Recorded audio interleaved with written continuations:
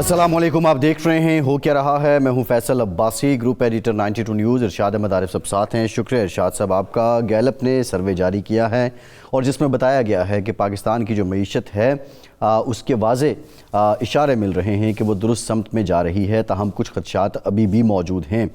Gallup सर्वे के मुताबिक बिलखुसूस 55% जो कारोबारी अफराद हैं उन्होंने अपने कारोबार में बेहतरी की इत्तला दी है। पिछले 6 माह के दौरान अगर ये तकाबुल किया जाए तो पाकिस्तान के कारोबारी एतमाद में 10% इजाफ़ा रिकॉर्ड किया गया है और इस इजाफे की जो बुनियादी वजूहात हैं वो शरह सूद में कमी है, रुपी डॉलर जो पैरिटी है उसका बरकरार रहना है और कुछ और भी अवामिल हैं जिनसे मुतालिक ये बताया गया है। कारोबारी तबके ने बिजली की लोड शेडिंग से मुतालिक ये बताया, तकरीबन जिस दिन ये सर्वे किया जा रहा था तो उस दिन 56% जो अफराद थे उन्होंने ये इत्तला दी कि आज उनके इलाके में लोड शेडिंग नहीं हुई है, जबकि 44% ने ये बताया कि उनके यहाँ लोड शेडिंग हुई है। इस दौरान तकरीबन जो 482 छोटे बड़े दरमियाने दर्जे के कारोबार हैं उन्होंने ये बताया कि जो मौजूदा हालात हैं इसकी वजह से जो मईशत है उस पर एतमाद में इजाफ़ा हुआ है। बिज़नेस कॉन्फिडेंस इंडेक्स किसी भी मुल्क में कारोबारी बरादरी के एतमाद की पैमाइश का एक बैरोमीटर समझा जाता है और खुशाइंद बात यह है कि पाकिस्तान की जो मईशत की बेहतरी के हुकूमती दावे थे IMF के इतराफ़ के बाद अब जो ये सर्वे रिपोर्ट आई है इसमें कारोबारी तबका भी इस बात का इतराफ़ कर रहा है कि पाकिस्तानी मईशत बेहतर हो रही है। लेकिन आम आदमी ये सवाल करता है कि महंगाई में कमी कब होगी या क़ुव्वत ख़रीद में इजाफ़ा कब होगा। पाकिस्तान में बहुत से जो माशी पहलू जहाँ मुस्बत हैं वहाँ जो देरीना चैलेंजेस हैं वो अभी भी मौजूद हैं। वज़ीर ख़ारजा इसहाक़ डार ने भी ये कहा है कि 2017 में अगर मेरी बात मान ली जाती तो कशकोल लेकर ना घूमना पड़ता। हुकूमती पॉलिसियाँ और IMF की शराइत हम आहंग हैं और इनका असर अवाम पे पड़ा भी, लेकिन अब बुनियादी सवाल ये है कि भले दिन क्या अवाम के आने वाले हैं। आज के प्रोग्राम में हम इस पर बात करेंगे। दूसरी जानिब जो पाकिस्तान पीपल्स पार्टी है और MQM है उनके दरमियान ठन गई थी। कराची में डंपर्स का जो मामला है वो खासा गंभीर है, आए रोज़ हादसात हो रहे हैं, लोगों की जानें जाती हैं। आज शर्जील इनाम मेमन और फारूक सत्तार की मीटिंग भी हुई है। लग ये रहा है कि बज़ाहिर बर्फ़ पिघल रही है। क्या वाकई ये मामला संजीदा थे या फिर इसको कराची की पॉलिटिक्स तक ही देखा जाए। बिलावल भुट्टो ज़रदारी ने गुज़श्ता रोज़ ढोचे वाले को इंटरव्यू दिया, उसमें उन्होंने ये कहा है कि पाकिस्तान अमेरिका और चीन में दूरियां कम करने में अपना किरदार अदा कर सकता है। पाकिस्तान की जियोपॉलिटिकल हैसियत तो है लेकिन पाकिस्तान के हालात और मामलात ऐसे हैं और इस सिलसिले में पाकिस्तान के पास बाज़ाब्ता तौर पे ऑफ़र्स क्या हैं दोनों ममालिक के लिए। आज के प्रोग्राम में इस पर बात करेंगे। हमें फवाद चौधरी साहब भी ज्वाइन कर रहे हैं। फवाद साहब से हम स्ट्रेट अवे जो शुरू करेंगे वो पाकिस्तान तहरीक इंसाफ के मामलात हैं जो शोएब शाहीन साहब को उन्होंने थप्पड़ भी रसिया, सलमान अकरम राजा साहब को भी तनकीद का निशाना बना रहे हैं, रऊफ़ हसन साहब से मुतालिक भी इल्ज़ामात लगा रहे हैं।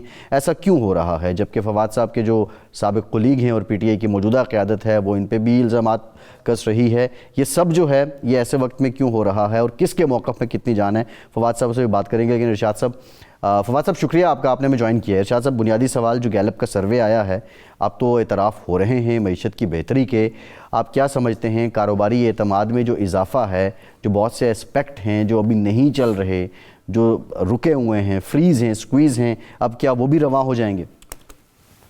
अब वैसे ये आदाद व शुमार और ये सर्वे रिपोर्टें जो होती हैं ख़ास तौर पर मईशत के हवाले से मैं तो इसको कभी भी अहमियत इसलिए नहीं देता कि ज़मीनी हक़ाइक़ से तो कभी मुताबिकत नहीं रखती।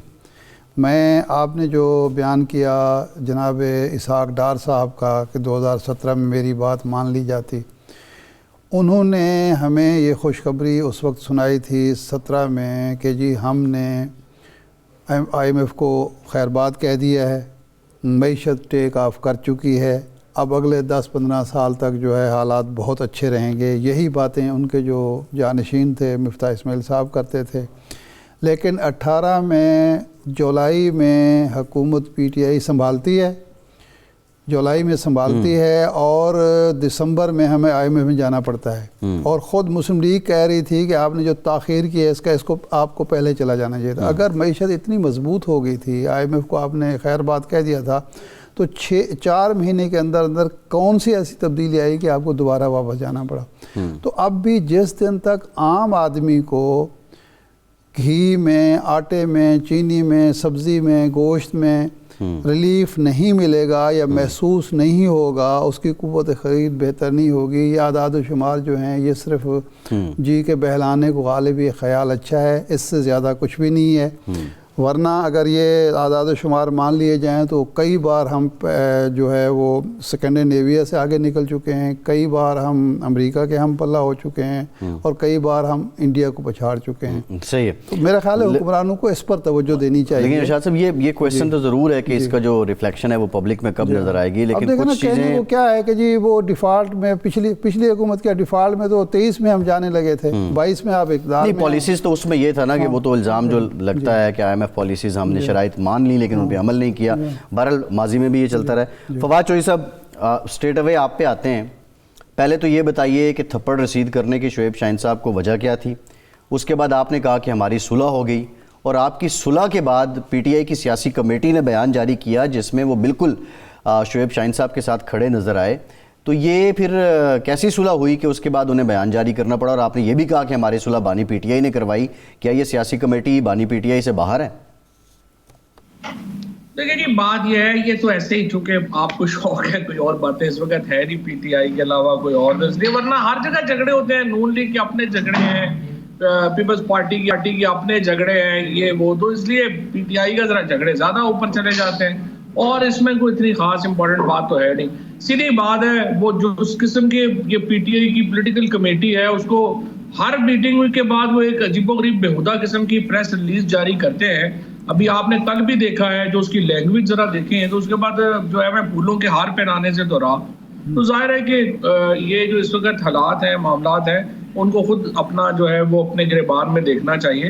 اور دیکھیے سیدھی بات ہے کہ یہ لوگ ہیں جو 9 مئی کے بعد آئے ہیں، ان کی کوئی قربانیاں نہیں ہیں، پارٹی سے ہارڈلی یہ پارٹی کو جانتے ہیں، M N A MPs کو بھی نہیں جانتے، یہ کارکنوں کو تو دور کی بات ہے.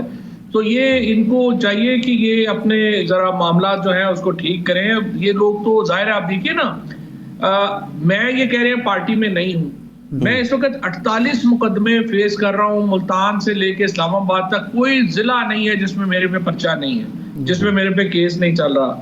میں 7 مہینے میں نے جیل کاٹی ہے. بربریت اور فسطائیت کا جو مظاہرہ ہوا ہے وہ آپ کے سامنے ہے. اس کے بعد جو یہ لوگ ہیں، ان میں سے کون بندہ، سلمان راجہ کتنی دیر ڈیٹینشن میں رہے ہیں، شیخ وقاص کو کتنی دیر جیل میں رہا ہے، باقی لوگ ان میں سے کتنے ان کو کیس ہیں، کتنے وہ، اچھا ای سی ایل پہ بھی نہیں، ای سی ایل پہ بھی ہم ہیں. یہ ہر 2 مہینے بعد جاتے ہیں، فنڈنگ بھی کر آتے ہیں، سب کچھ کر آتے ہیں. ہم لوگ جو ہیں وہ نہ پاکستان سے باہر جا سکتے ہیں نہ کچھ، اور ہمیں کو روز جو ہے ایک پریس ریلیز کا سامنا کرنا پڑتا ہے ان کی. نہیں فواد صاحب، سوال تو اس لیے بن رہا ہے نا جو آپ گفتگو فرما رہے ہیں، یہی تو سوال ہے کہ پیپلز پارٹی میں اختلافات اگر ہوں یا مسلم لیگ میں اختلافات جب رہے ہیں، جب ان کے بانی ان کے جو قائد ہیں نواز شریف اندر تھے، تو یہ تو نہیں تھا کہ کسی کو نکالا جا رہا تھا، کسی کو رکھا جا رہا تھا. سیاسی کمیٹی بیانات جاری کر رہی تھی، ایک دوسرے کے خلاف بیان بازی، کوئی نیا ہے پرانا ہے، یہ اسی پارٹی میں ہو رہا ہے. اسی لیے سوال ہم کرتے ہیں، اگر یہ کام نہ ہو رہا ہو، یہ لڑائی جھگڑا نہ ہو رہا ہو، یعنی سب سے زیادہ زور جو پارٹی باہر بیٹھی ہوئی ہے اس کا یہ ہے کہ جی آپس کے جھگڑے پہلے طے کر لیے جائیں، پھر عمران خان کے بارے میں سوچ لیا جائے گا. تو اس لیے یہ سوال بنتا ہے اور ہمیں سوال کرنا پڑتا ہے. نہیں وہ بات تو آپ کی ٹھیک ہے کہ اگر پولیٹیکل کمیٹی جو ہے وہ اپنے اجلاس کی ساری جو توجہ ہے وہ اپنے ان لوگوں کے اوپر، میرے جیسے لوگوں کے اوپر تنقید میں ہی وقت گزار دے گی تو ظاہر ہے کہ وہ کوئی اچھی بات نہیں ہے. اس پہ تو میں متفق ہوں آپ سے. لیکن ابھی جاوید لطیف صاحب نے تقریر کی ہے مریم نواز کی پالیسیز کو انہوں نے کریٹیکلی جو ہے وہ سب کے سامنے کرٹیسائز کیا ہے. ان کے اوپر اتنا اس طرح سے بات نہیں ہوتی، چیزیں نہیں ہوتی، پی ٹی آئی کی زیادہ بھی ہوتی ہیں. لیکن یہ بات میں آپ سے بات فواد صاحب اب آپ بندوں کو تھپڑ مار دیں، فواد صاحب آپ تھپڑ مار دیں، کٹ چڑھا دیں تو پھر خبر تو وہ زیادہ بنے گی نا. آپ تو بہتر سمجھتے ہیں. وہ ایک حکومت میں ہیں، حکومت میں جب لوگ ہوں تو ظاہر بات ہے بے اطمینانی زیادہ ہوتی ہے. چلیں چھوڑیں، یہ موضوع ختم ہو گیا، اب آگے چلتے ہیں. میں صرف آپ سے یہ کہنا یہ چاہتا ہوں، دیکھیں 600 دن ہو گئے عمران خان صاحب کو اب ہونے والے ہیں جیل میں. دیکھیں پی ٹی آئی کا ورکر اور ہم سب لوگ یہ ایکسپیکٹ کرتے ہیں کہ کوئی پولیٹیکل اسٹریٹجی دے گی نا جس سے ہم عمران خان کو ریلیز کرا سکیں، تاکہ یہ جو ساری باتیں آپ کر رہے ہیں یہ نہ ہوں، تاکہ خان صاحب آئیں گے وہ اپنے مسئلے معاملات خود ہی فیصلہ کریں گے. ظاہر ہے ان سے تو کوئی ڈفر نہیں کر سکتا جو بھی وہ فیصلہ کریں گے. تو ابھی پرابلم یہ آ رہی ہے کہ جو پولیٹیکل اسٹریٹجی ہے وہ ڈسکس نہیں ہو رہی. وہ روز یہی ڈسکس کری جا رہے ہیں، یہ فلانا نہیں آ سکتا پارٹی میں، اس کو نکال دو، یہ تو فلانا ہے، یہ تو فلانا ہے. ابھی بھی جو لینگویج استعمال کی ہے انہوں نے بچگانا ہے. اور اس کی اور مجھے تو سمجھ نہیں آ رہی کہ یہ لوگ کر کیا رہے ہیں اور ان کی کیا پالیٹکس ہے. اچھا یہ فرمائیں کہ آپ نے ایک تجویز پیش کی کہ جی آپ ایک اپوزیشن کے وسیع تر اتحاد کی طرف جائیں، اس پر کام شروع ہو گیا، اسد قیصر صاحب کام کر رہے ہیں، مولانا فضل الرحمان سے ملاقاتیں بھی ہو گئیں، 1-2 میٹنگز بھی ہو گئیں. ایک تو یہ ہے کہ آپ سمجھتے ہیں کہ یہ جو کام ہو رہا ہے یا جو لوگ کر رہے ہیں وہ سیریسلی آگے بڑھ رہے ہیں، یا پھر وہ بھی ایسے ہی جس طرح باقی کام آپ کے خیال میں باقی لوگ کر رہے ہیں وہ بھی یہی کام ہے؟ ایک بات. دوسرا یہ ہے کہ آپ نے دعویٰ کیا کہ ریلیز عمران خان تحریک شروع کریں گے. یہ پی ٹی آئی کی موجودہ قیادت سے الگ کوئی تحریک آپ شروع کریں گے، آپ کے ہم خیال لوگ شروع کریں گے؟ اچھا، پہلی بات تو یہ ہے کہ مولانا صاحب سے تو میری مسلسل ملاقاتیں ہیں اور ہوتی ہیں، اور اس کا مجھے پتہ ہے ایگزیکٹلی کہ ان کی اپریہنشنز کیا ہے اور معاملات کیا ہیں. دیکھیں، مولانا ہیں، شاہد خاقان صاحب ہیں، محمود اچکزئی صاحب ہیں، یہ سارے سیریس ہیں ایک طاقتور اپوزیشن الائنس بنانے میں، اور یہ چاہتے ہیں یہ الائنس بنے. مسئلہ جو آ رہا ہے وہ یہ آ رہا ہے کہ پی ٹی آئی میں اس وقت کوئی ایسا بندے نہیں ہیں جن سے وہ کمفرٹیبلی ایک سمجھیں کہ یہ بات کریں گے تو یہ ایک وزن والی بات ہوگی، کنکلوژن اس کا ہو سکے گا. تو جس کی وجہ سے یہ اتحاد نہیں بن پا رہا، اور ابھی بھی مجھے پرابلم یہی ہے کہ یہ الائنس اگر نہیں بنتا تو اس سے اپوزیشن کو، پی ٹی آئی کو بڑا نقصان ہوگا، اور ہر صورت میں یہ الائنس بننا چاہیے رمضان کے مہینے میں. لیکن بہرحال ابھی جو حالات جا رہے ہیں اور جس طریقے سے ہم آگے بڑھ رہے ہیں اس میں اگر Imran Khan P T I کی اس لیڈرشپ کو تبدیل نہیں کرتے تو سچی بات یہ ہے کہ اس لیڈرشپ کے ساتھ کوئی مجھے امکان نظر نہیں آتا کہ یہ الائنس بن سکے گا، یا ہم اس کو جو ہے وہ کوئی پولیٹیکل اسٹریٹجی بنا سکیں گے کہ عمران خان کو ہم باہر نہیں. فواد صاحب یہی مسئلہ ہے، یہی سوال ہے کہ فواد صاحب یہ پولیٹیکل لیڈرشپ اس وقت جو ہے، چیئرمین گوہر صاحب ہیں، سیکرٹری جنرل سلمان اکرم راجہ ہیں، سیکرٹری انفارمیشن وقاص اکرم صاحب ہیں، یہ اگر تبدیل ہوں تو آپ کے خیال میں پارٹی میں کون لوگ ہیں جو آگے آنے چاہیے؟ یا آپ کا خیال یہ ہے کہ جو پارٹی سے اس وقت باہر ہیں یا جن کو باہر رکھا جا رہا ہے، آپ لوگ دوبارہ واپس آ کے یہ خلا پور کر سکتے ہیں اور یہ اتحاد یقینی بنا سکتے ہیں؟ پہلی بات تو یہ ہے کہ یہ بات تو بالکل آپ کی صحیح ہے. جو ایکسپیرینس لوگ ہیں جن کو پارٹی سے زبردستی باہر نکالا گیا ہے ویکیوم فل تو وہ کر سکتے ہیں، اس میں تو کوئی دو رائے نہیں ہے. لیکن اگر ان کو نہیں بھی لینا اور خان صاحب سمجھتے ہیں کہ فی الحال نہیں بھی لینا تو پھر پولیٹیکل لوگوں کو لگائیں. دیکھیے، اسد قیصر صاحب ہے، عامر ڈوگر ہے، اس کے بعد یہ آپ کے عاطف خان ہے، علی گنڈا پور کو عمر ایوب صاحب ہیں، یہ لوگ ہیں. عمر ایوب تو اب بھی ہیں، لیکن مجھے نہیں سمجھ آتا کہ عمر کیوں جو ہے وہ is not been able to take control. حالانکہ خان صاحب نے میرے سامنے اتنا ایمفیسس کیا عمر کو کہ آپ پولیٹیشین ہیں، آپ یہ فیصلے کریں، but somehow he has not been able to take any decision جس کا کوئی پارٹی کو فائدہ ہو. اور اس کے نتیجے میں دیکھیں، اگر عمران خان مسلسل جیل میں ہی رہنا ہے انہوں نے، اور پارٹی کی کوئی ہونی نہیں ہے. دیکھیں، آپ نے آج بھی دیکھے نا، عمران خان جیل میں ہے، انہیں جو ہے وہ ملنے نہیں دیا جا رہا، ان کو اوپر جو ہے وہ پابندیاں ہیں، اور پارٹی میں بزنس ایز یوزول چل رہا ہے. نہیں فواد صاحب، جو آپ نے الزام عائد کیے ہیں، رؤوف حسن صاحب کل ہمارے پروگرام میں تھے، انہوں نے کہا یہ جو 5 کروڑ روپے مجھ پہ تنخواہ کی مد میں لینے کی بات ہے، میں اس کی تردید کرتا ہوں. وہ تو یہاں تک گئے، انہوں نے کہا کہ آپ تو پارٹی میں ہیں ہی نہیں، اور آپ کے جو بھائی ہیں فیصل صاحب، ان کو بھی ہم چاہیں گے کہ پارٹی سے نکالا جائے. ایک ان کا یہ موقف ہے. دوسری جانب آپ کہتے ہیں یہ قیادت بدلی جائے، پالیسی پہ اختلاف پہ شیر افضل مروت کو نکال دیا جاتا ہے. تو ان لوگوں کو بدلنے میں بانی پی ٹی اے کی کیا بے بسی ہے؟ یہ عمران خان صاحب کیوں نہیں نکال رہے ہیں؟ مجھے نہیں پتا کیا بے بسی ہے. ایک میرے ذہن میں ہے، آئی کین بی رانگ، اور اسی لیے ان کو فیسیلیٹیٹ کیا جاتا ہے عمران خان صاحب کے ساتھ.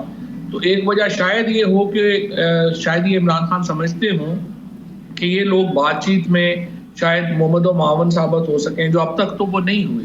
لیکن میری نظر میں اگر ان کے تعلقات ہیں بھی تو ان کی وہ حیثیت نہیں ہے کہ ان کے ذریعے کوئی بات چیت جو ہے وہ ہو سکے یا چیزیں ہو سکیں. تو یہ تو 6-8 مہینے پہلے ان کو جمہوریت اور پی ٹی آئی یاد آئی ہے، ورنہ he was right hand man of Nawaz Sharif. اور یہ ساری جو کلاس ہے، اسی طرح سے وقاص اکرم جو ہے حمزہ شہباز کے رائٹ ہینڈ، فریال تالپور کے رائٹ ہینڈ، اور اس کے بعد اس سے پہلے ظاہر ہے وہ پرویز مشرف صاحب کے ساتھ بھی رہے. اور اس کے بعد انہوں نے 2018 میں جب ان کو کہا کہ آپ شامل ہو جائیں تو اس کے بعد اب وہ آگے ہیں، تو ظاہر ہے کہ وہ ایسے ہی ہیں. اچھا، اب اگر خان صاحب مثال کے طور پر یہ ہم فرض کر لیں کہ یہ ان لوگوں کو اس لیے برداشت کر رہے ہیں کہ یہ کوئی مفاہمتی فارمولہ لے کے چل رہے ہیں یا مفاہمت کی طرف جا رہے ہیں، لیکن ایک مفاہمتی کوشش علی امین گنڈا پور نے کی اور انہوں نے تو یہ دعویٰ کر دیا کہ 99% معاملات طے پا چکے ہیں، لیکن وہ ناکام ہو گئی، تو اس کی آپ کیا وجہ سمجھتے ہیں؟ خان صاحب ہیں، خان صاحب کا کوئی ضد اور انا کا مسئلہ ہے جس کی وجہ سے جو کوشش بھی مفاہمت کی ہوتی ہے وہ ناکام ہوتی ہے، یا علی امین گنڈا پور بھی اس قابل نہیں تھا اور وہ سگنل صحیح نہیں سمجھ پایا؟ شاہ صاحب دیکھیں، مفاہمت صرف ایک ہی نقطے پہ ہونی ہے جی، اور مفاہمت یہ ہونی ہے کہ الیکشن کب ہونے ہیں۔ دیکھیے نا، عمران خان کے پاس اگر ذات کے لیے جیل سے نکلنا ہے، وہ تو عمران خان کل مان جائے کہ میں باہر چلا جاؤں گا اور سیاست نہیں کروں گا، تو وہ کل باہر آ جائیں گے۔ لیکن دیکھیے نا، عمران خان نے آخر 2 سال جو جیل میں گزارے ہیں تو اپنے کسی نقطہ نظر سے، اپنے کسی اصول کی وجہ سے وہ جیل میں ہے نا، اور ان کا یہ ماننا ہے، ان کا یہ کہنا ہے کہ میں اپنی ذات کے لیے کچھ نہیں کروں گا، اور جب وہ اپنی ذات کے لیے کچھ نہیں کر رہے تو باقی پھر اگر آپ ٹرانسفارم کرتے ہیں کہ لوگوں کو اختیار دینا چاہیے تو وہ الیکشن ہی ہے نا، الیکشن ہی طے کریں گے کہ پاکستان میں اختیار لوگوں کے پاس ہے یا نہیں ہے۔ لہٰذا جو بھی آگے بات چیت ہونی، ابھی تک جو مجھے لگ رہا ہے الیکشنوں کے اوپر علی امین کی بات چیت نہیں ہوئی ہے، I think this is the only point جس پہ بات چیت ہو سکتی ہے۔ نہیں، وہ پھر 99% کون سے معاملات ہیں جس کا وہ کلیم کیا انہوں نے کہ ان پہ بات ہو گئی؟ دیکھیں، ان کی نظر میں عمران خان کا بنی گالا چلا جانا یا نتیا گلی چلے جانا ہو سکتا ہے ان کی نظر میں یہ کامیابی ہو، لیکن عمران خان کی نظر میں یہ کامیابی نہیں ہے، اور میری بھی نظر میں یہ کامیابی نہیں ہے۔ یہ تو عمران خان کی ذات کا تو مسئلہ ہی نہیں ہے۔ خان صاحب کا تو جس طرح میں نے عرض کیا، وہ کل اپنے اس چیز سے پیچھے ہٹ جائے، جیسے نواز شریف پیچھے ہٹ گئے تھے، باہر چلے جائیں، تو ان کی پالیٹکس جو ہے ان کو وہ چھوڑ دیں گے، کیا پرابلم؟ وہ سوال رہ گیا جو میں نے کہا تھا، ریلیز عمران خان کی جو آپ بات کر رہے ہیں، تو کیا یہ پرانے لوگ جو ہیں، علی زیدی صاحب ہو گئے، عمران اسماعیل ہو گئے، پرویز خٹک ہو گئے، یہ سارے آپ کے ساتھ مل کے یہ ریلیز عمران خان تحریک چلائیں گے، یا اسی پارٹی کے جو لوگ ہیں وہ اس معاملے پر کچھ آپ کے ساتھ ہیں اور کچھ سلمان اکرم راجہ کے ساتھ ہیں؟ دیکھیں، کم از کم 6 جو پولیٹیکل کمیٹی کے لوگ ہیں انہوں نے مجھے کال کیا اور انہوں نے مجھے کہا کہ یہ تو لوگ لے دے گئے ہیں، ان سے تو کچھ نہیں ہو رہا۔ اسی طرح سے ایم این ایز جو ہیں انہوں نے مجھے کل کم از کم 4 ایم این ایز تو مجھے ملنے آئے، اور اسی طرح سے ایم پی ایز ہیں جو انہوں نے مجھ سے رابطہ کیا۔ اس طرح سے جو پرانے لوگ ہیں وہ سارے سمجھتے ہیں کہ عمران خان کی ریلیز کے لیے یہ جو موجودہ لیڈرشپ ہے یہ تو نہیں کر پا رہی، اور وہ چاہتے ہیں کہ ہم اس میں آگے بڑھیں اور اسی ایک نقطے کو فوکس کر کے اس کا جو پلان ہے کچھ کیا جائے۔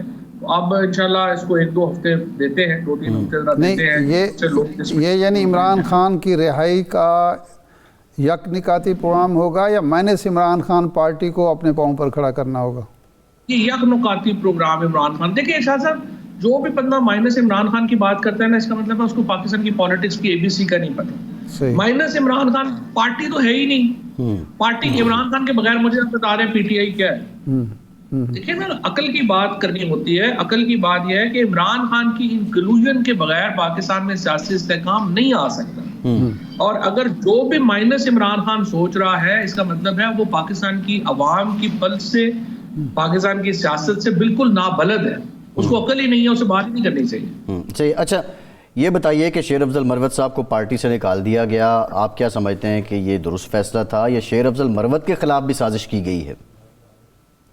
دیکھیں، پہلی بات تو یہ ہے کہ ذاتی طور کے اوپر میرے تو وہ خلاف ہیں، سچی بات یہ کہ مجھے تو وہ کافی تنقید بھی کرتے رہتے ہیں، میں ان پہ بھی کرتا رہتا ہوں، لیکن میری نظر میں دیکھیں نا، ہر بندے کی ایک یوٹیلیٹی ہے، اسپیشلی جس کے اوپر آپ فیصل عباسی جو ہیں وہ سوال اگر پوچھ رہے ہیں تو اس کا مطلب ہے اس کی اہمیت ہے۔ کیمرہ جس کے اوپر آ کے رکتا ہے، ٹھہرتا ہے، تو اس کا مطلب ہے کہ ان کی ایک پبلک فالوئنگ ہے۔ تو اس طرح کے لوگ، ان کی یوٹیلیٹی پھر ہو جاتی ہے۔ سو جو بھی آدمی جس کی یوٹیلیٹی ہو، یہاں پہ لوگوں کی آراء ہوتی ہیں، وہ رائے شاید آپ کی رائے سے بہت قریب نہ بھی ہو، لیکن ان کو ساتھ لے کے چلنا ہوتا ہے۔ میری رائے میں یہ جو اور لوگ صرف چاند ہی ہیں جو ان تک جاتے ہیں، وہ اپنی جو ہے جو بھی باتیں کرتے ہیں تو اس میں فیصلہ ہو جاتا ہے.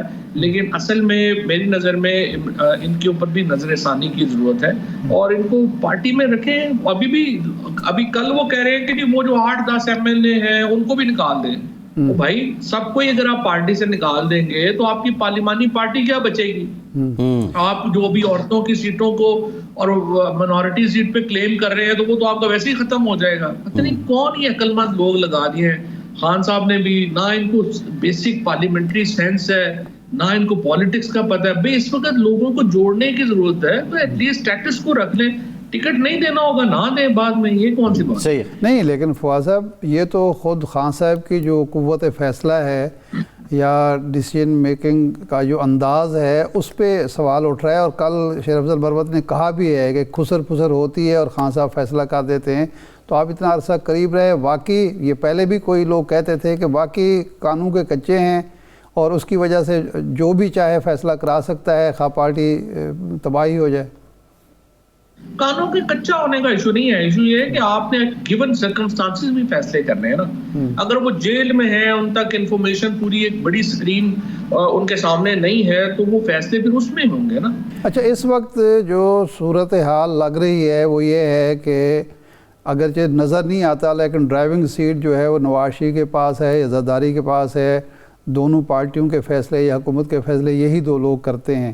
کیا اس وقت ملک جس سیاسی بحران کا شکار ہے, جو سیاسی عدم استحکام ہے, یہ دونوں اہلیت رکھتے ہیں اس کی کہ وہ اس سے نمٹ سکیں, ملک کو آگے لے جا سکیں؟ اور کیا موجودہ بحران حل کرنے کے لیے خان صاحب کو بھی ان سے ہاتھ ملانا چاہیے؟ اگر یہ رابطہ کوئی تیسرا بندہ کرتا ہے تو کرنا چاہیے, یا یہ کچھ بھی نہیں ہے اور فیصلے کہیں اور ہوتے ہیں؟ اچھا صاحب دیکھیے, اس بات حقیقت تو یہی ہے کہ ان دونوں کے ہاتھ میں کچھ نہیں ہے. زرداری اور نواز شریف جو ہیں وہ ابھی آپ نے دیکھ ہی لیا, جب سیاستدانوں سے بات شروع کی تو رانا ثناء اللہ جیسے لوگ, ایاز صادق صاحب جیسے لوگ, Ishaq Dar deputy prime minister, یہ لوگ, عرفان صدیقی صاحب بڑے پاورفل ایڈوائزر ہیں, کیا کوشش انہوں نے نہیں کر لی کہ مذاکراتی کمیٹی کی خان صاحب سے میٹنگ کروا دیں؟ وہ نہیں کروا سکے. تو پرابلم یہ ہے کہ اس وقت میری نظر میں پہلے تو حکومت اور آپس میں مذاکرات کر لیں اور دیکھیں کہ کتنی سپیس وہ دے سکتے ہیں, کیا کر سکتے ہیں. لیکن اصولاً اگر پاکستان کو آپ نے سامنے رکھنا ہے, یہ دیکھیے اصل مدعا تو پاکستان کا یہ ہے کہ بھی اس وقت جو حالات ہیں آپ کے سامنے ہیں. بلوچستان پہ کل آپ نے مولانا فضل الرحمان کی تقریر سنی ہے. ہی از ناٹ سم ون جس کو آپ ایسے اگنور کر دیں ان معاملات میں. تو یہ سارے معاملات آپ اپنے سامنے رکھیں اور پاکستان کو بڑی ضرورت ہے کہ اچھا یہ جو فواد صاحب ایک نقطہ نظر آپ کا ہے, مائنس عمران خان نہیں ہو سکتا. ایک نقطہ تحریک انصاف کا ہے کہ جی ہم مضبوط ہیں, ہم مقبول ہیں اور ہمارے بغیر معاملات آگے نہیں چل سکتے. ایک حکومت کا نقطہ نظر ہے کہ جی ہم نے پچھلے 1 سال کے عرصے میں پی ٹی آئی کو جتنا توڑنا تھا توڑ لیا, مزید توڑ پھوڑ جاری ہے. یہ جس طرح فیصلے ہو رہے ہیں, شیر افضل مروت کے بعد اگر 4-5 MNAs اور نکال دیے جاتے ہیں, تو آپ سمجھتے ہیں کہ آہستہ آہستہ واقعی پی ٹی آئی خان صاحب کے اندر ہونے کی وجہ سے تحلیل ہو رہی ہے, اور جو ماضی میں مسلم لیگ نون کا حشر ہوا یا پیپلز پارٹی کا حشر ہوا وہ بھی اسی حشر سے دو چار ہے؟ اگر آپ کے خیال میں ایک متحدہ محاذ نہیں بنتا اور جو ایک دو پارٹیز جو ہیں وہ قریب نہیں آتی اور کوئی تحریک کی طرف نہیں جاتے, تو واقعی یہ توڑ پھوڑ کا شکار ہوتی رہے گی, کمزور ہوتی جائے گی پی ٹی آئی؟ ایسا صاحب ایشو یہ ہے کہ عمران خان کی ذات کے اوپر جتنا بڑا اتفاق رائے اس وقت پاکستان میں ہے, قائد اعظم محمد علی جناح کے بعد اتنا بڑا اتفاق رائے کسی اور کی ذات کے اوپر نہیں ہوا. لہٰذا MNA MPA یہ عہدیدار یہ میٹر نہیں کر رہے. عمران خان پاکستان کے لوگوں کی اس وقت آپ سمجھے امنگوں کے ترجمان ہیں, اور لہٰذا ان کے بغیر پارٹی تو پہلے ہی توڑ دی ہے انہوں نے. دیکھیں نا پارٹی کون لوگ تھی, یہ جو لوگ ابھی ہیں یہ پی ٹی آئی تو نہیں ہے نا. پی ٹی آئی تو جو بھی ہے عمران خان کے بعد پرویز خٹک, اسد عمر, شاہ محمود قریشی, میں, یہ ہم لوگ سارے جو تھے وہ تھے نا پارٹی. وہ انہوں نے جیلوں میں ڈال دیا, ادھر ادھر کر دیا, اور یہ سارے لوگ جو ابھی آئے ہیں یہ تو بھی نئے ہیں, ان کا تو پارٹی نہیں ہے. اس لیے اس وقت عمران خان ہے اور لوگ ہیں, تو اس میں فرق نہیں پڑنا. جو کامیابی یہ سمجھ رہے ہیں نا, یہ کامیابی یہ سمجھ رہے ہیں کہ جی ڈالر نیچے ہے, ہم نے انٹرسٹ ریٹ نیچے کر لیا تو اکانومی ہم نے جو ہے وہ سنبھال لی ہے. بٹ اگر آپ دوسری طرف اٹھا کے دیکھیں تو اس وقت 33% آپ کی ٹیکسٹائل ملیں بند ہو گئی ہیں, 50,000 لوگیں بند ہو گئی ہیں, اور ابھی جو آٹو موبائل والے ہیں وہ یہ کہہ رہے ہیں کہ اگر آپ نے امپورٹ سے پابندی نہ اٹھائی تو یہاں آٹو موبائل بھی ساری بند ہو جائے گی. پاکستان میں اگر 1 سال آپ اور یہی انڈسٹریل ریسیشن آپ نے رکھا, اتنا بڑا بے روزگاری کا ایک طوفان آئے گا. جو پہلی اکانومسٹ کہہ رہا, ورلڈ بینک کہہ رہا ہے کہ 1,30,00,000 بندہ جو ہے غربت میں چلا گیا ہے. جسٹ امیجن کہ اگر یہ سارے سیکٹرز بند ہو گئے تو پاکستان میں کیا ہوگا. تو پاکستان میں کوئی یہ سلوشن جو ہے وہ یہ نہیں دے پا رہے. ٹھیک, بہت شکریہ فواد چودھری صاحب آپ کے وقت کا. ایک بریک کے بعد آئیں گے, ہمارے ساتھ رہیے.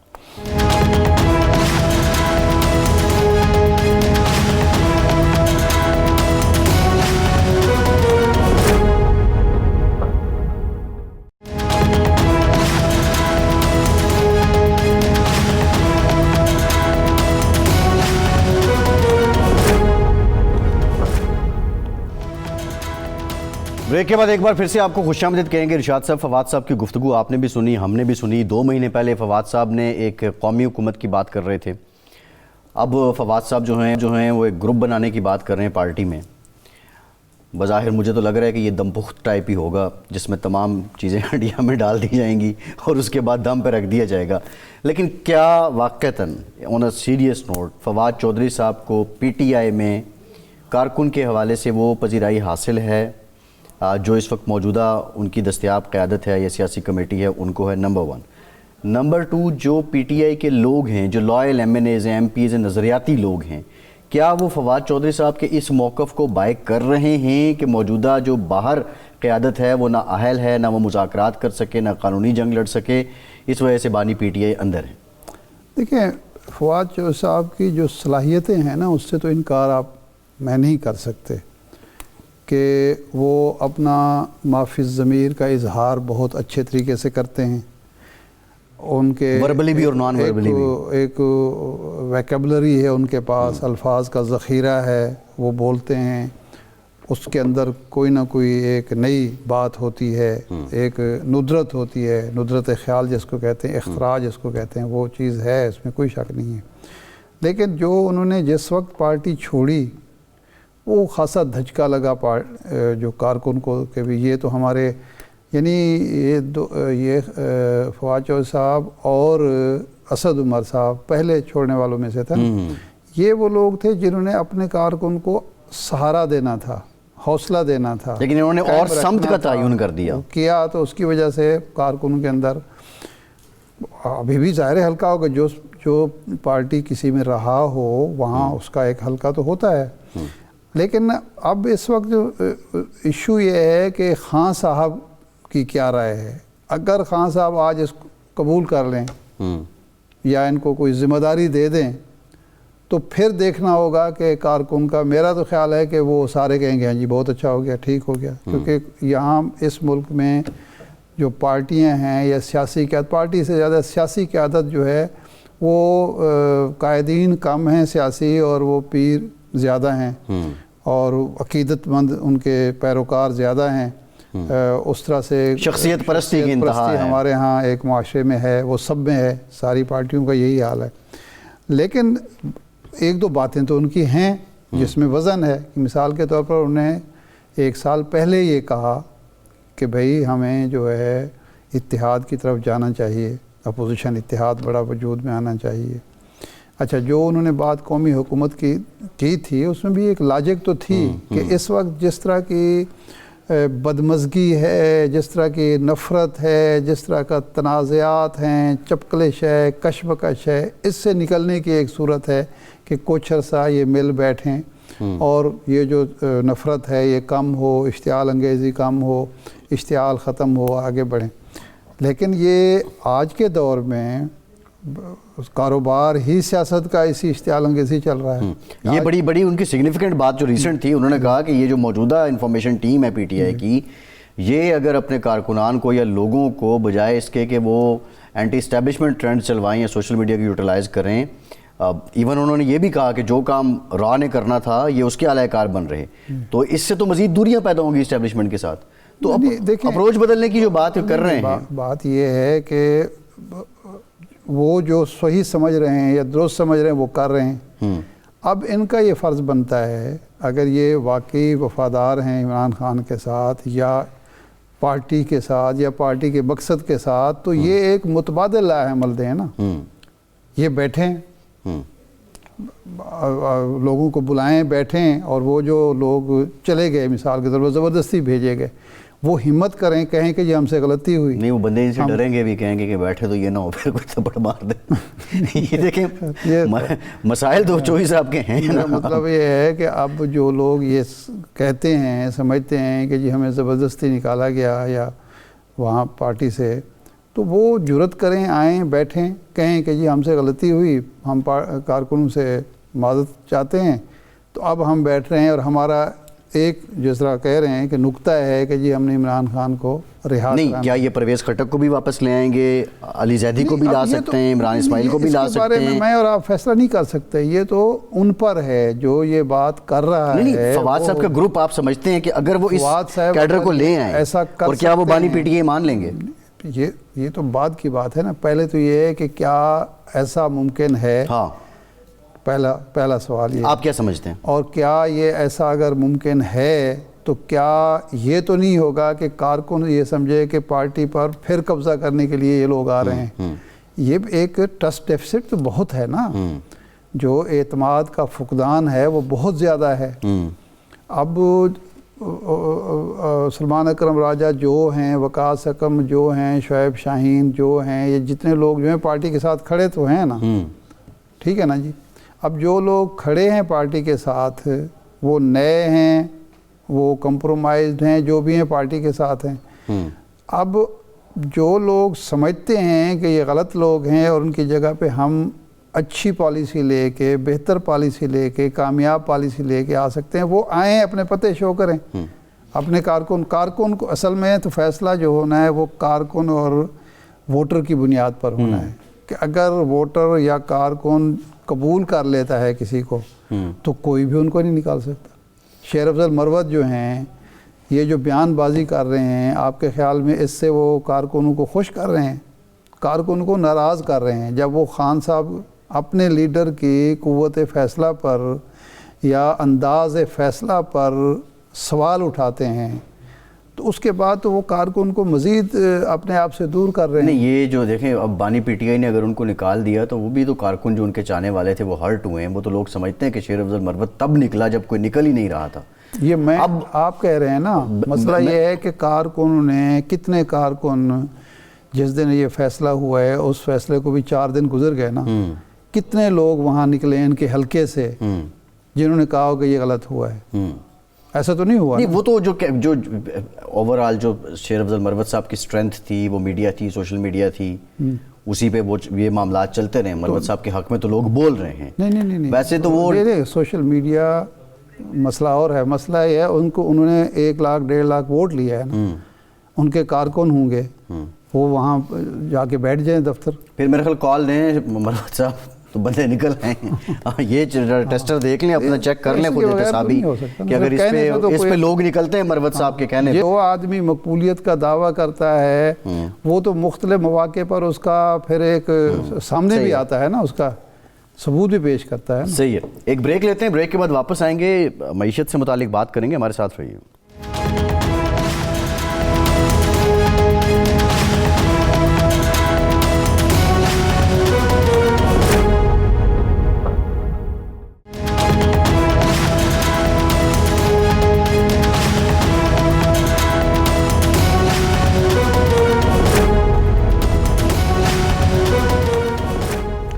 بریک کے بعد ایک بار پھر سے آپ کو خوش آمدید کہیں گے.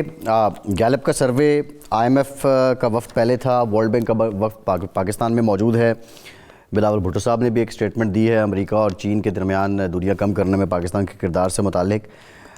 معاشی سمت کیا ہے، معاشی حالات کیا ہیں، یہ جو بہتری ہے اس کی ریفلیکشن پبلک میں کب نظر آئے گی، تمام معاملات پہ بات کریں گے.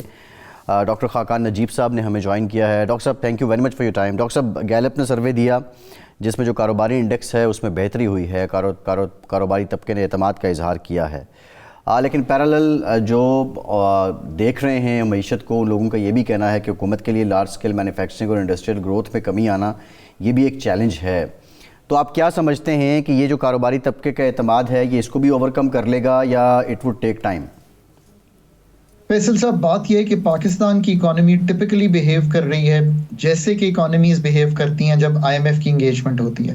ایک میکرو سٹیبلٹی دکھائی دیتی ہے، جس کا مطلب ہے افراط زر میں کمی آ گئی ہے، یعنی کہ قیمتوں کے بڑھنے کی شرح جو ہے وہ 6-7% پہ آ گئی ہے. پچھلے سالوں میں 29 اور 24% پہ تھی. پاکستان کا جو بیرونی خسارہ ہے وہ سنبھل گیا ہے. کانسیکوئنٹلی ریزروز 11-12 ارب ڈالر کے درمیان اس وقت ہاور کر رہے ہیں. ایک ڈیفالٹ کا خدشہ جو ہے وہ ختم ہو گیا ہے، کیونکہ آئی ایم ایف جب بھی انگیج کرتا ہے تو وہ میک شور کرتا ہے کہ ایکسٹرنل نیڈز پوری ہوں. یہ ریفلیکٹیو ہے پاکستان کی اسٹاک مارکیٹ میں بھی، اور جس سروے کا ذکر کیا جس میں 55% بزنسز جو ہیں وہ رپورٹ کرتے ہیں کہ there operations are doing well, یہ 10% زیادہ ہے compare to the second quarter جو پچھلے میں سروے ہوا تھا. 60% بزنسز یہ ایکسپیکٹ کرتے ہیں کہ آنے والے دنوں میں انوائرنمنٹ جو ہے وہ بہتر ہو جائے گی. یہ 19% ریزن آپٹمزم ہے. اب اسی طرح اگر آپ انڈیویجولس کو دیکھیں تو 51% آف پاکستانیز ایکسپریس آپٹمزم. یہ سب کچھ ایک میکرو سٹیبلٹی کی وجہ سے ہے. پاکستان میں اس وقت جو فورن انویسٹمنٹ ہے اس کی کوشش ہونے کی جو ایک امید بندی ہے، ریکوڈیک ہو 2.8 بلین ڈالر ہوں، سعودی عربیہ کے رول اوورز ہو گئے، ڈیٹ اس سال کا سنبھل گیا، سی پیک 2 کی ایک امید باندھ رہے ہیں. ان سب چیزوں سے ایک امید بندی ہے، اور یہ بھی امید کی جا رہی ہے کہ اب حکومت جو ہے وہ فنڈامنٹل کام، یعنی کہ جو سپیس مل گئی ہے اس میں کرے گی. بٹ جب فنڈامنٹل کاموں کی بات ہوتی ہے تو تبھی لوگوں کی جو زندگی ہے لانگ ٹرم میں وہ انکم سپورٹ سے تو بہتر نہیں ہونی. ہم 10 ملین ہاؤس ہولڈز تک دے بھی دیں اگر ایک سٹائپنڈ کوارٹر کا، تو ان کی زندگی نہیں چلنی، وہ تو امپلائمنٹ سے چلنی ہے. اس کے لیے آپ کو پی آئی اے کو بیچ کر پرائیویٹائز کرنا ہے، کمپٹیشن کریٹ کرنا ہے. بٹ فیصل صاحب، آج بھی جب بھی آپ فنڈامنٹل کام کرنے جاتے ہیں، چاہے وہ پی آئی اے کو بیچنا ہو، چاہے وہ پاکستان کا جو ٹیکسیشن کا نظام ہے اس کو ایسے ہموار کرنا ہو کہ آپ بھی وہی ٹیکس دیں جو تاجر دے رہا ہے، آپ بھی وہی ٹیکس دیں جو ایگریکلچر انکم والا دے رہا ہے، آپ بھی وہی ٹیکس دیں جو ریٹیل اور ہول سیل والا دے رہا ہے، آپ بھی وہی ٹیکس دیں جو ہم ریئل اسٹیٹ سے لیتے ہیں. پھر ایسا نہیں ہے، آپ بہت زیادہ ٹیکس دیتے ہیں، آپ بہت اچھے اینکر ہیں، میں امید کرتا ہوں آپ ہائیسٹ سیلری بریکٹ میں ہیں تو آپ تو 38.5% کے قریب ٹیکس دیں گے. یہ ٹیکس تو وہ ہے جو سویڈن میں لیا جائے گا یا سوئٹزرلینڈ میں لیا جائے گا. ہم ہی دیں گے. سوچئے نا، سوچئے اس بارے میں. یہ میں نے دوسری چیز، اسی طرح ایز آف ڈوئنگ بزنس، اسی طرح جو cost of doing business especially in the energy sector کم کرنے کی ہے. اب یہ وہ فنڈامنٹل کام ہے جن کو کیے بغیر معیشت کا جو جسے کہتے ہیں نا جی وہ معیشت کا پہیہ چل پڑا ہے، ٹیک آف. میں ایسی گفتگو نہیں کرتا. پاکستان کی پیداواری صلاحیت بھی ٹھیک ہونے والی ہے، چاہے وہ ایگریکلچر کی ہے، فرمز کی ہے، لیبر پروڈکٹیوٹی کی ہے، اور اکراس دا بورڈ یہ جو کام میں نے آپ کے سامنے رکھے ہیں، انجنز آف گروتھ لانا، یہ سارے کام ہونے والے ہیں. جب تک یہ ہوں گے نہیں، پر فیصل صاحب گڈ نیوز از کہ آپ کو وقت اور اسپیس مل گئی ہے. اب یہ کام آپ نے کرنے ہیں، اگر آپ کر کے دکھائیں گے، اتھارٹیز کر کے دکھائیں گی تو بہتری کی امید اس سے زیادہ آگے بڑھ جائے گی. اگر یہ ساری چیزیں نہیں ہوتی لیکن ڈاکٹر صاحب یہ ٹائم اور اسپیس کا جو مسئلہ ہے یہ ہمیں بار بار ملتا ہے. مسئلہ تو وہیں آگے کھڑا ہو جاتا ہے کہ ہم اس سے فائدہ نہیں اٹھاتے. مثلا پی آئی اے کی آپ بات کر رہے ہیں، یہ پچھلے سال جون میں ہونی تھی، پھر اکتوبر میں ہونی تھی، پھر دسمبر میں ہونی تھی، پھر آپ کے سامنے جو کچھ ہوتا رہا ہے، اب پھر اکتوبر کی تاریخ دی جا رہی ہے. ایک تو یہ ہے کہ یہ کام کیوں اس طرح سے نہیں ہو پاتا کہ ہم ٹائم پہ ٹائم لیتے جاتے ہیں اور وقت ضائع کرتے جاتے ہیں. یہ جتنا گزر گیا ہے یہ وقت ہم نے ضائع کر دیا ہے نا، بجائے سپیس ہم لیتے ہم نے سپیس دے دی ہے. ایک دوسرا ایشو جو اس وقت بن رہا ہے وہ یہ ہے کہ پچھلے سال گندم کے ساتھ جو حشر ہوا ہماری حکومتوں نے کیا، اس سال ایک تو ویسے کسان جو ہے دل برداشتہ ہے، لیکن ساتھ ہی ساتھ بارشیں نہیں ہوئی، اور جس کی وجہ سے منفی اثرات مرتب، اگر خدا نہ خواستہ یہ گندم کی فصل پہ منفی اثرات مرتب ہوتے ہیں تو پھر یہ سارے ہمارا جو سائیکل چل رہا ہے اس کو ڈسٹرب کرے گا، یعنی کوئی فرق نہیں پڑے گا. تو آپ نے ارشاد صاحب بڑی فنڈامنٹل گفتگو کی ہے. پہلی بات یہ ہے ٹائم اینڈ سپیس 2013 سے یہ تیسری دفعہ ہے 13 में भी प्रोग्राम में थे, 19 में भी प्रोग्राम में थे, अब भी प्रोग्राम में है IMF के, ये बात दुरुस्त है आपकी। 24वीं मरतबा इस तरह है कि 77 साल में 24 दफा प्रोग्राम एंटर किया है, कंप्लीट नहीं किया पर एंटर तो किया, पहले साल की स्टेबिलिटी तो आई। आप क्यों नहीं कर पाते? मेरा तो मुशाहिदा इसमें बड़ा सादा सा है। देखिए, प्राइवेटाइजेशन को ही ले लीजिए, करनी है आपको कॉम्पिटेंट टीम चाहिए एट द प्राइवेटाइजेशन कमीशन, अरबों डॉलर के एसेट बेचने हैं, आप लाखों रुपए की सैलरी नहीं देकर ला सकते बंदे अच्छे या खवातीन अच्छी या चेयरमैन प्राइवेटाइजेशन ऐसा जो ये काम सारे कर सके या चेयरपर्सन ऐसा। फंडामेंटली ये जो है ये प्रॉब्लम है कॉम्पिटेंस का कि पब्लिक सेक्टर में पॉलिसी बनानी है अच्छी एनर्जी सेक्टर की, आप बता दें कि आपके पास कितने एनर्जी सेक्टर एक्सपर्ट्स हैं जो कि डिसीजन मेकिंग पे हों। जिन मुल्कों ने भी ये काम किया है उन्होंने capable economic management through high technocrats किया है। सो ये सबसे बड़ी बात है। और दूसरा, इंसेंटिव्स हमने ऐसे रखे हुए हैं कि रियल एस्टेट को टैक्स में कम से कम लाओ, उसको नो योर कस्टमर में कम से कम लाओ, पर मैन्युफैक्चरिंग को टैक्स भी सबसे ज्यादा करो और नो योर कस्टमर भी सबसे ज्यादा पूछो। तो फिर यार अनप्रोडक्टिव एसेट्स में अगर पैसे पड़े रहेंगे लोगों के तो फिर मुल्क में चपली या माइक्रोचिप या गाड़ी ऐसी कैसे बिकेगी जो दुनिया को बेच सके। सही है। और जो दूसरी बात इरशाद साहब ने कही है बहुत सही है। देखें इरशाद साहब, 5.5 मिलियन बेल्स कॉटन की आ रही हैं जो कि कदरे कम हैं, आप आधी हैं जो आपके मुल्क की डिमांड है। वीट भी कम आ रही है। एग्रीकल्चर 6% पिछले साल ग्रो की थी, पहले जो क्वार्टर की ग्रोथ है पूरे मुल्क की सिर्फ 0.9% हुई है। अब अगर आप जब तक high investment, high productivity, rising export, capable management, savings rate ये सब तब्दील नहीं करेंगे, आप किसी सूरत भी नहीं बढ़ सकते एक हाई ग्रोथ इकोनॉमी की तरफ। आज भी ये नहीं है कि ग्रोथ करनी है या नहीं, ये सवाल ही गलत पूछा जा रहा है। सवाल ये है कि ग्रोथ के जो इंजन है उनको ठीक करना है कि नहीं सही है, करना। ठीक है। अगर वो कर लेंगे तो जितनी मर्जी ग्रोथ कर लें मुल्क में। अच्छा, FDI जो है वो बहुत बहुत बड़ा इंजन है ग्रोथ का, लेकिन क्या आप समझते हैं कि पिछले 1 साल के अरसे में ख़ास तौर पर SIF से बनने के बाद जो FDIs के शोबे में हमें कितनी कामयाबी हुई, कितनी ज़्यादा बैरूनी सरमायाकारी आई जिसकी वजह से हम मुतमईन हूँ कि जी आगे भी बहुत अच्छा होगा? देखिए, एक तो बात है कि 27-28% FDI पिछले साल से बढ़ी हुई है, बट इट्स नॉट इनफ। मतलब ये $2 अरब या उससे तजावुज कर भी जाए, हमें तो FDI का लेवल जो है मेरे ख्याल में $4-5 अरब का चाहिए।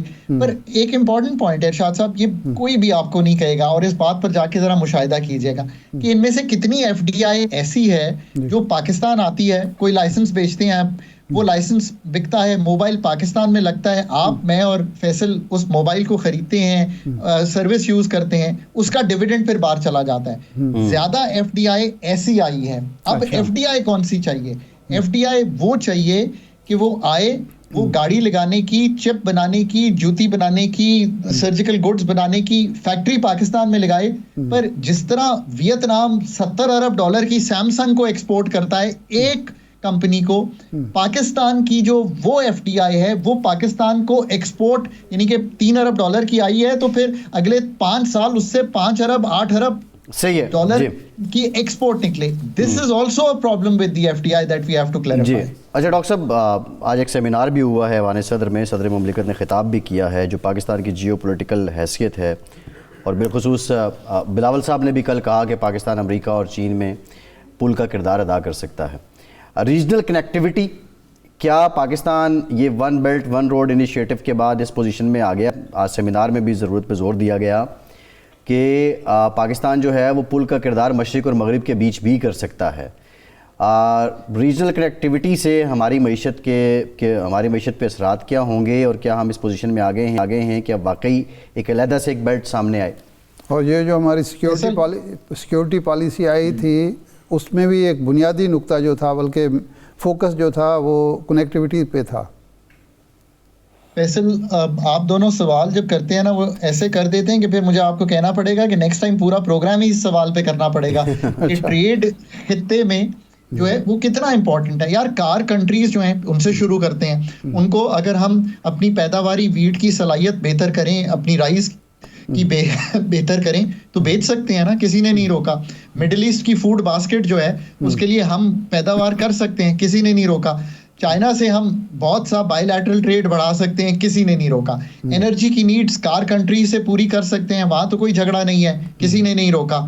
اپنا جو اتنا بڑا ہمارا بلو اکانومی ہے جو ہمارے پاس موجود ہے، یہ سب کر کے ان چیزوں کو دنیا میں بیچ سکتے ہیں؟ یہ بالکل کر سکتے ہیں. اب اگر بیلٹ اینڈ روڈ انیشیٹو بن گیا ہے اور بن جائے گا تو وہ جو ٹریڈ پاکستان سے ہوگا، پاکستان میں کچھ پیدا بھی کریں گے تو ٹریڈ ہوگا نا. جب تک سی پیک 2 میں کارخانے نہیں لگیں گے. اصل بات یہ ہے کہ ملک کی پیداوار اور پیداواری صلاحیت، یہ دو فرق چیزیں ہیں. ان دونوں کو جب تک آپ بڑھائیں گے نہیں اور کوئی سرپلس ہوگا نہیں ایکسپورٹ کرنے کو، اور پیداواری صلاحیت اتنی بڑھ جائے کہ آپ کی فرمز بھی زیادہ پروڈکٹیو ہوں، لیبر بھی زیادہ پروڈکٹیو ہو، ایگریکلچر بھی زیادہ پروڈکٹیو ہو، پھر آپ دنیا سے کمپیٹ کریں گے. میں ایک مثال دیتا ہوں. ساؤتھ امریکہ میں سب سے زیادہ حلال میٹ ایکسپورٹ ہوتا ہے. جو ملک حلال میٹ بناتا ہی نہیں، مطلب اس کا حلال میٹ وہاں پہ یوز ہی نہیں ہوتا، پر وہ دنیا کا سب سے بڑا ایکسپورٹر ہے. ہمیں کسی نے روکا ہے یہ کرنے سے؟ بٹ دس ارشاد صاحب is real hard work.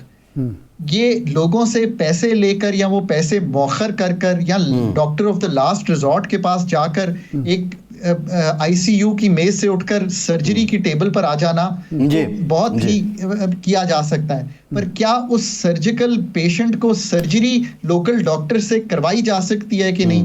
That remains to be the open question. صحیح، ٹائم ختم ہو گیا. ڈاکٹر صاحب بہت شکریہ. خاقان نجیب ہمارے ساتھ موجود تھے. ارشاد صاحب آپ کا شکریہ. آج کے پروگرام سے اتنی اجازت دیجیے.